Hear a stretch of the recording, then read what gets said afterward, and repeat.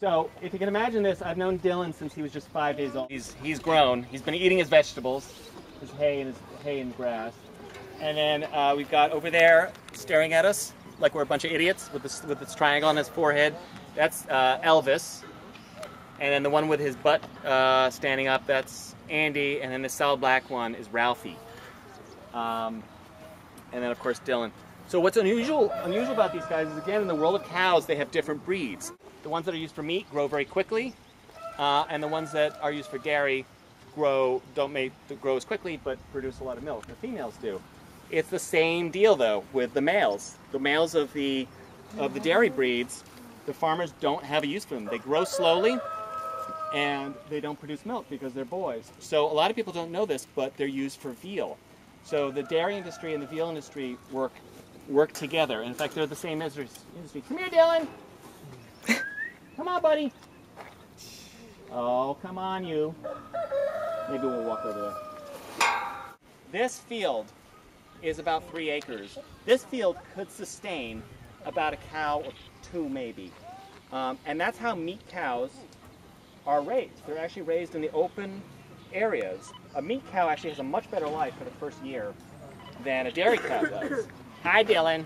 You want some pine? Oh, there you go. You know you do. He'll rub his face all over it. You'll see, and he'll munch on it. Hi, you saying hi? Oh, you love the pine. You love it. It's delicious.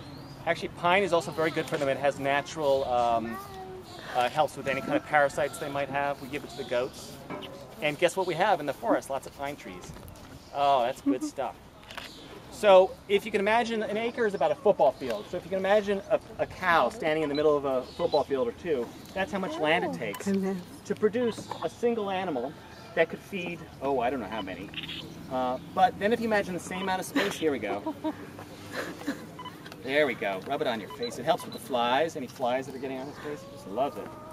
Oh my goodness, that feels wonderful. So if you think about a world, you could plant so many more vegetables in that same acre. If you imagine this field full of vegetables and grain, you could feed so many more people off the same amount of land.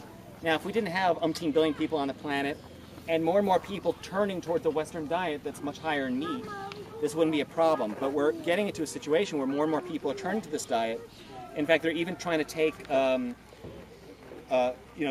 if you think about most of Africa and most of Asia, we're lactose intolerant. I mean, there's not a lot of dairy consumption happening on those continents, and that's slowly changing as the Western diet kind of makes its way around the world. And so you're bringing grazing animals to areas that really aren't well suited for grazing.